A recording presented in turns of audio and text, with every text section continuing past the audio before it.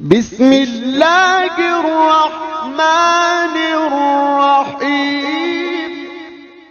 شروع اللہ کا نام لے کر جو بڑا مہربان نہایت رحم والا ہے۔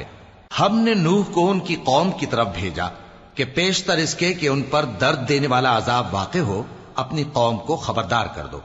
انہوں نے کہا کہ بھائیو، میں تم کو کھلے طور پر خبردار کرتا ہوں کہ اللہ کی عبادت کرو اور اس سے ڈرو اور میرا کہا مانو، وہ تمہارے گناہ بخش دے گا اور موت کے وقت مقرر تک تم کو مہلت عطا کرے گا۔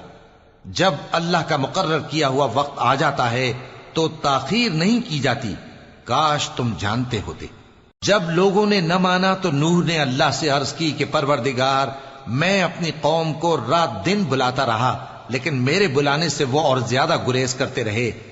جب میں نے ان کو بلایا کہ توبہ کریں اور تو ان کو معاف فرمائے تو انہوں نے اپنے کانوں میں انگلیاں دے لی اور اپنے اوپر کپڑے اوڑھ لیے اور اڑ گئے اور خوب تکبر کرنے لگے۔ پھر میں ان کو بلند آواز سے بھی بلاتا رہا، پھر علانیہ بھی اور رازداری سے بھی سمجھاتا رہا۔ پھر میں نے کہا کہ اپنے پروردگار سے معافی مانگو کہ وہ بڑا معاف کرنے والا ہے۔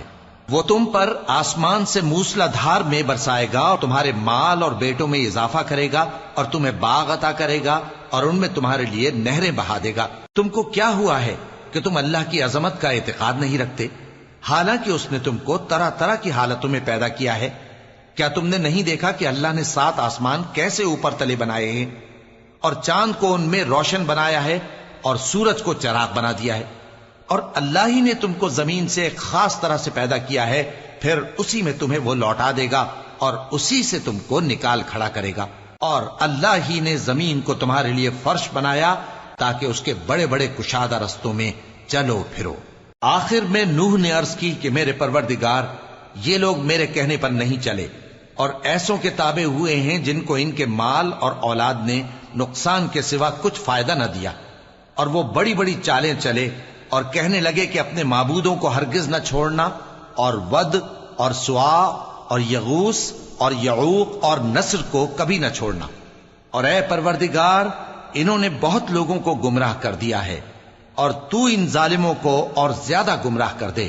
آخر وہ اپنے گناہوں کے سبب پہلے غرقاب کر دیے گئے، پھر آگ میں ڈال دیے گئے، تو انہوں نے اللہ کے سوا کسی کو اپنا مددگار نہ پایا۔ اور پھر نوح نے یہ دعا کی کہ میرے پروردگار، ان کافروں میں سے کسی کو زمین پر بستہ نہ رہنے دے، اگر تو ان کو رہنے دے گا تو یہ تیرے بندوں کو گمراہ کریں گے، اور ان سے جو اولاد ہوگی وہ بھی بدکار اور ناشکری ہوگی۔